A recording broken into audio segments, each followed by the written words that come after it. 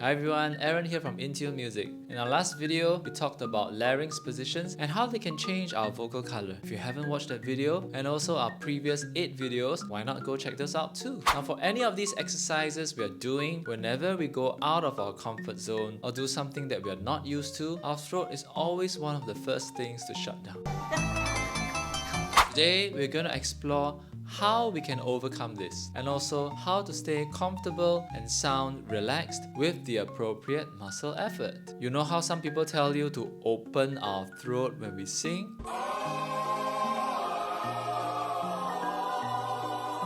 But what are we actually opening? And how do we prevent our throat from tightening up? And does the throat actually open up? Aaron's Knowledge Bank. Whenever we try to do something unfamiliar or when we move out of our comfort zone, our throat will shut down to protect us from danger. The part of the throat that narrows and constricts is our false vocal folds, and these are directly above our true vocal folds. They draw together and can even shut off our airway when they are completely closed. And when we are happy or energized, our false vocal folds retract to the sides, causing lesser air turbulence and also allowing our voice to travel through our vocal tract without much interference. To feel our false vocal folds constricting, just do a little cough.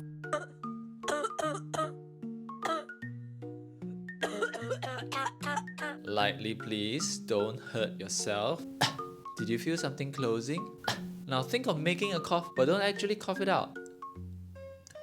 Did you feel your throat tightening? That was your false vocal folds at work. Now think of talking when you're lifting something heavy. This is so heavy! Or talking when you're very angry. Oh my god! Did you feel something tightening or pressing in your throat when you did that? That's how you feel when your false vocal folds are constricting. And so when people tell us to open up our throat when we sing, they actually mean for us to retract our false vocal folds and draw them to the sides so that these folds don't interfere with our voice production. How do we actually retract our false vocal folds though? It doesn't feel as easy as moving our hands or our arms and legs. We can't feel our false vocal folds that much. So we have to make use of some important imagery or triggers to help us find that sensation of space in our throat. One of these triggers we can use is to think of holding a little giggle in our throat when we sing.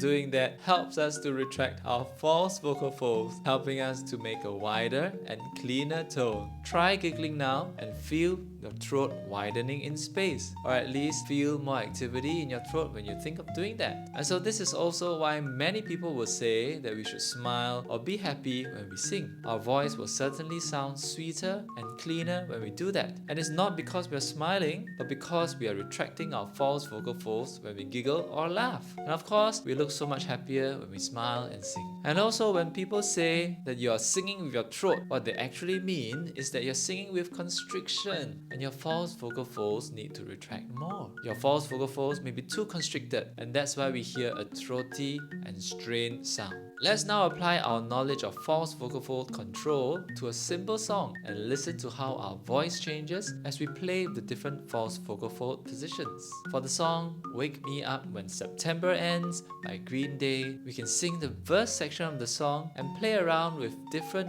false vocal fold positions to hear and feel how it impacts our voice. Summer has come and passed. The innocent can never last. Wake me up when September ends. Summer has come and passed. The innocent can never last. Wake me up when September ends. Summer has come and passed. The innocent can never last.